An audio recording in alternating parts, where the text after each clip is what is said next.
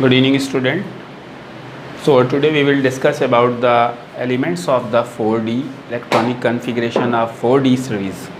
In the last video I have explained about the D block elements and the classification of D block element. There are 4 series in D block. First is 3D series element or first transition series. Yesterday I have given the electronic configuration and elements of the 3D series. So today we will discuss about the 4D series element.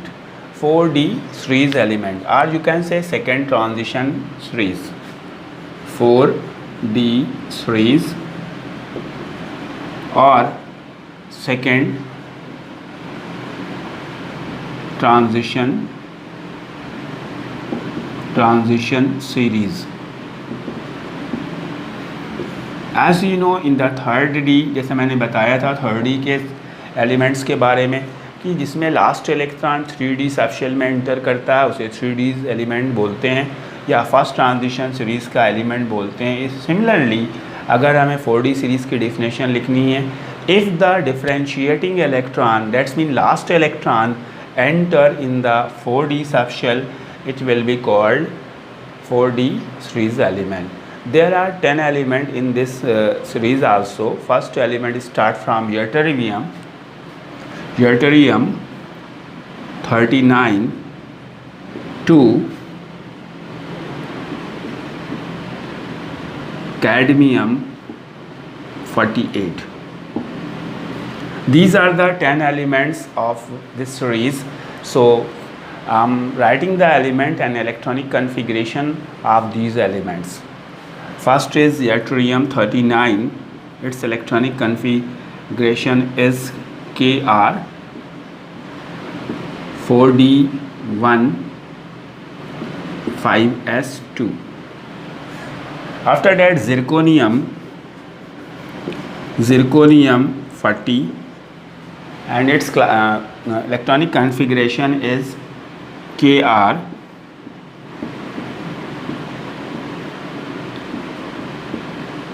4D2 5s2. After that niobium Nb 41 and its electronic configuration Kr 4D3.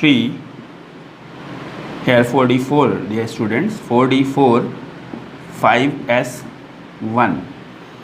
सो यहाँ पे एक चीज़ आपको देखनी कि अभी तक जब हम इलेक्ट्रॉनिक कन्फिग्रेशन लिख रहे थे 3D सीरीज़ का, तो हमें D में इलेक्ट्रॉन बढ़ रहे थे 4D1.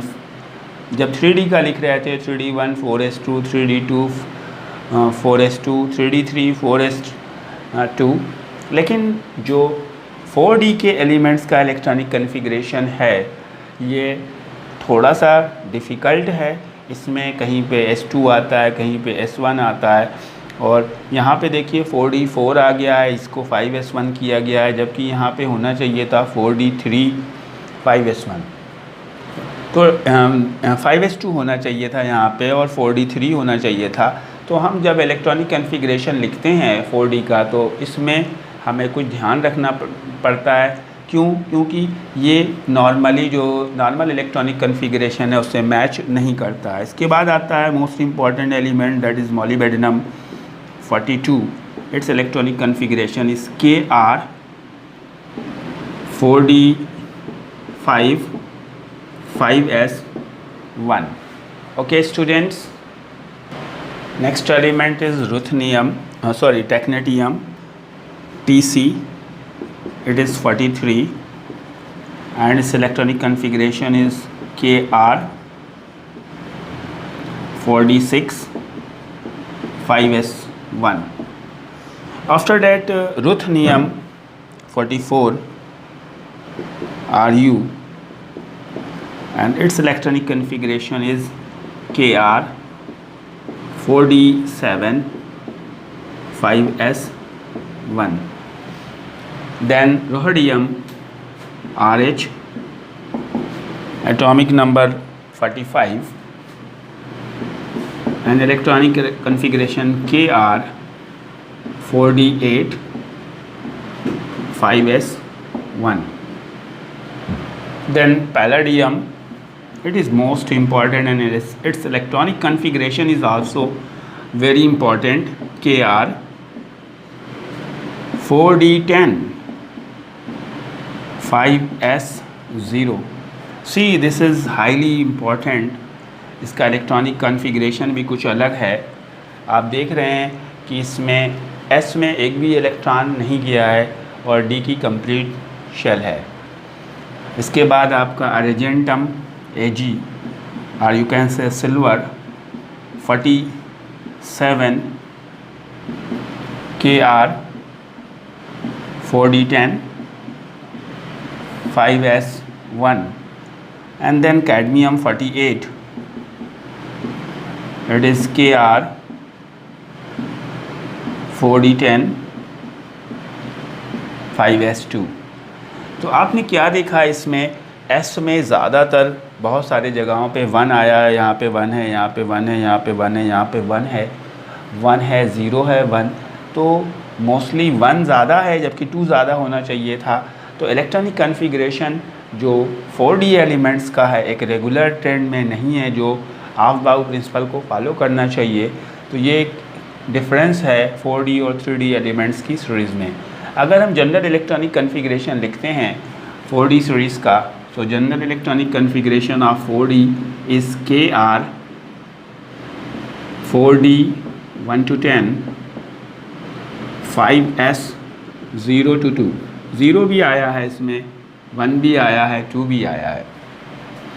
लास्ट डे हमने आपको 3D एलिमेंट्स के इलेक्ट्रॉनिक कॉन्फ़िगरेशन के बारे में बताया था और ये भी बताया था कि कौन से एलिमेंट ट्रांजिशन सीरीज़ में आते हैं, कौन से एलिमेंट ट्रांजिशन सीरीज़ में नहीं आते और वो ट्रांजिशन एलिमेंट क्यों नहीं कहलाते। तो अगर हम कैडमियम की बात करें तो कैडमियम में लास्ट की D शेल कंप्लीट है, S कंप्लीट है। अगर इसमें से एक इलेक्ट्रॉन निकालते हैं तो S से निकलेगा तब भी D इनकम्प्लीट ही रहेगी। अगर सेकेंड इलेक्ट्रॉन निकालते हैं तो भी S से ही निकलेगा तो भी D कंप्लीट रहेगी, D में 10 रहेगी।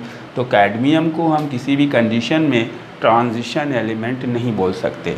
ट्रांजिशन एलिमेंट तभी हो सकता है जब वो किसी भी ऑक्सीडेशन स्टेट पे या नॉर्मल स्टेट पे, ग्राउंड स्टेट पे, फर्स्ट एक्साइटेड स्टेट पे कम से कम अनपेयर्ड इलेक्ट्रॉन D ऑर्बिटल में शो करे। सो डियर स्टूडेंट, ये थी आपकी 4D सीरीज़। अब हम आगे चलेंगे 5D सीरीज़ के एलिमेंट्स के बारे में। Okay, now moving towards the 5D series element, or you can say third transition series. There are 10 elements in this series also, 5D series elements. There are 10 elements but not in continuation. First element of 5D series is lanthanum 57, lanthanum 57. Then hafnium HF 72. After that tantalum Ta 73. Then tungsten 74. Then rhenium Re 75. Then osmium 76, then iridium 77, then platinum 78, then gold 79, and mercury, that's mean hydrogyrum 80. These are the 10 elements you are seeing. There is a gap between this lanthanum and hafnium. lanthanum और hafnium के बीच में 14 elements का gap है और इन gap में हम F block के element जो कि लैंथेनाइट सीरीज़ बोलते हैं जिन्हें, वो नीचे चले जाते हैं। हम इस सीरीज़ को 5D सीरीज़ या थर्ड ट्रांजिशन एलिमेंट बोलते हैं। इसके ऊपर अगर हम 3D सीरीज़ के बारे में बात करें, 4D सीरीज़ के बारे में बात करें तो लैंथानम के ऊपर आपका एलिमेंट आता है जो है वो यट्रियम, उसके बाद जिरकोनियम और लास्ट में आपने जैसे यहाँ पे क्या लिया, कैडमियम, यहाँ पे सिल्वर यहाँ पे पैलेडियम। तो आप देख रहे हैं कि ये आपका 39 नंबर था और ये 40 नंबर था, और उधर यहाँ पे 39 के बाद 40 आया है, लेकिन यहाँ पे 57 के बाद 72 आया है। 14 एलिमेंट्स यहाँ से हटा दिए गए हैं, और इसकी वजह से पीरियडिक प्रॉपर्टी और पीरियडिक ट्रेंड में काफ़ी कुछ डिफरेंस आ जाता है। ये स्टूडेंट हैं इसमें भी 10 एलिमेंट, ये 5th पीरियड आपका बोला जाता है, और 5th पीरियड जो है आप this is the 6th period, और इसके बाद आपकी जो 6D सीरीज़ आएगी, 6D सीरीज़ जिसे हम बोलेंगे 4th ट्रांजिशन सीरीज़, उसमें भी 10 एलिमेंट्स होंगे। एक्टिनियम से लेकर के 112 तक, उसमें भी 14 एलिमेंट्स का गैप है। तो फर्स्ट ट्रांजिशन सीरीज़ जिसमें 3D सीरीज़ है, उसमें कंटिन्यूएशन में 10 एलिमेंट्स हैं। दैट्स मीन अगर उसको हम लिखते हैं स्कैंडियम 21 से ले करके लास्ट एलिमेंट आपका पड़ता है जिंक 30। सेकेंड ट्रांजिशन सीरीज़ जो है उसमें आपका यट्रियम 39 से ले करके कैडमियम 48 तक, इसमें भी कंटिन्यूएशन में 10 एलिमेंट्स हैं। जबकि 5D सीरीज़ में लैंथानम 57 के बाद 14 एलिमेंट्स का गैप है, और hafnium, tantalum, tungsten, rhenium, osmium, iridium, platinum, gold, mercury, these are the 10 elements 1 2 3 4 5 6 7 8 9 10. So now I'm going to write the electronic configuration of these elements. So as you are seeing the lanthanum, its atomic number is 57, lanthanum 57, so it will be the electronic configuration Xe, and 5D1 6s2, 5D1 6s2. After that hafnium 72. So electronic configuration will be little special here, but we have to write 4f14 5d2 6s2. ये student आप यहाँ पे क्या देख रहे हैं कि जैसे हमने यहाँ पे ये 72 हुआ, यानी 14 का एटॉमिक नंबर में गैप हुआ, तो ये हमने 4f14 यहाँ पे एंटर कर दिया है। अब इसके बाद नेक्स्ट एलिमेंट है T है टेंटालम 73, सो Xe 4f14 5d3 6s2. Similarly, tungsten W 74, it's Xe 4f14 5d4 6s2. Okay students, now the next element is rhenium 75. I'm rubbing from this side. So after that osmium 76. So writing the rhenium 75, its electronic configuration is Xe 4f14 5d5 6s2. After that osmium 76, and its electronic configuration Xe 4f14 5d6 6s2. Iridium, that is 77, Xe 4f14 5d7 6s2. Dear student, after this iridium, very special element, as you are know, it is the costly element, it has some speciality, that's why platinum 78, and its electronic configuration is Xe 4f14 5d9. यार हमको यहाँ पे क्या लिखना चाहिए था, 5d8 6s2 होना चाहिए था, लेकिन यहाँ पे हम 5d9 6s1 लिखते हैं। और इरिडियम के बाद फिर आपका आता है गोल्ड, और गोल्ड को भी हम इसी तरह से इलेक्ट्रॉनिक कन्फिग्रेशन करते हैं। गोल्ड का जो इलेक्ट्रॉनिक कन्फिग्रेशन है Rm Au 79, Xe 4f14 5d10 6s1.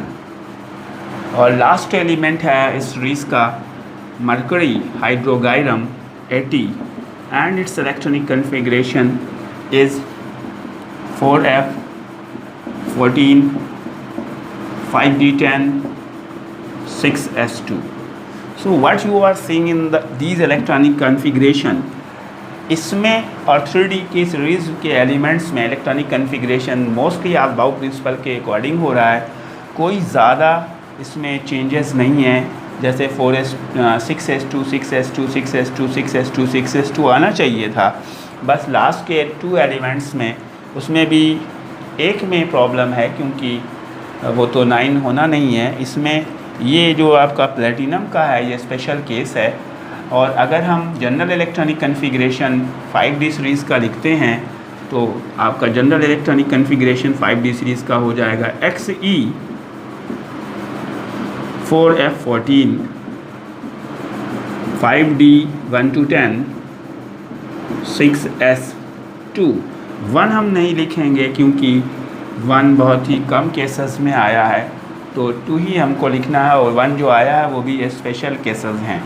तो हमने इस तरह से 3D के एलिमेंट, 4D के एलिमेंट, 5D के एलिमेंट और उनके इलेक्ट्रॉनिक कॉन्फ़िगरेशन और जनरल इलेक्ट्रॉनिक कॉन्फ़िगरेशन के बारे में आपको प्रॉपर्ली समझा दिया है। लेकिन अब हम जो नेक्स्ट आपको बताएंगे उसमें इनकी पीरियडिक प्रॉपर्टी के बारे में बताएंगे कि किस तरह से डी ब्लॉक के एलिमेंट में जो 10 एलिमेंट्स हैं लेफ़्ट राइट मूव करने पे उनके साइज़ में क्या इफ़ेक्ट होता है, उनकी आयोनाइजेशन एंथैल्पीज़ में क्या इफ़ेक्ट होता है, उनके मैग्नेटिक प्रॉपर्टीज़ में क्या इफ़ेक्ट होता है, और उनमें किस तरह से कलर कॉम्प्लेक्स बनाते हैं या नहीं बनाते हैं। तो ये हम आपको नेक्स्ट वीडियो में एक्सप्लेन करेंगे। आपको 3D, 4D और 5D सीरीज़ के एलिमेंट्स के बारे में और इनके इलेक्ट्रॉनिक कॉन्फ़िगरेशन के बारे में नॉलेज होना चाहिए, और ये 30 एलिमेंट्स एटलीस्ट आपके माइंड में होने चाहिए। ओके स्टूडेंट, आज के लिए इतना सफिशिएंट है। कल फिर मिलेंगे। Goodbye, good night.